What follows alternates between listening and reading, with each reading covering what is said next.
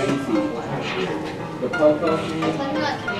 Yeah, I was like gone.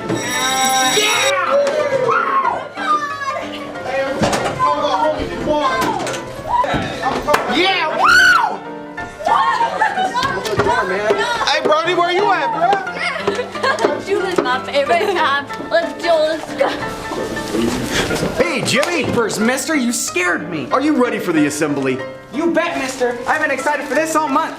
Well, first we gotta go over some ground rules. Let's start right here with our behavior in the classroom. Okay.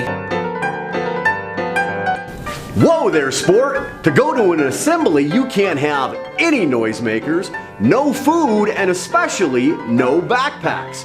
Leave them in the classroom. Hey! Jeepers, mister. I guess I'm ready to go to the assembly now. You got that right, Jimmy. I'll bet you're ready to move on to hallway behavior now. Now, do you see those kids over there, Jimmy?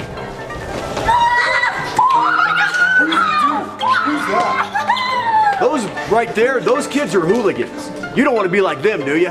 No, siree. That doesn't look like fun at all. Well, there's a few rules you need to follow if you don't want to end up like those kids.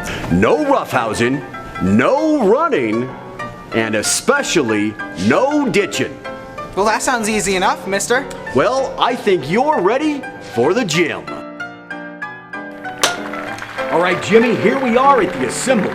Super, mister. I can't wait to have some school spirit. Well, hold on there, buddy, because in order to have a great assembly for everybody involved, there's 5 S's you need to remember.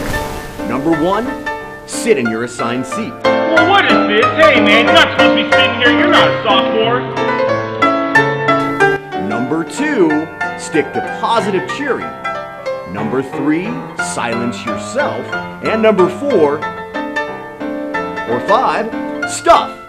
Don't throw it.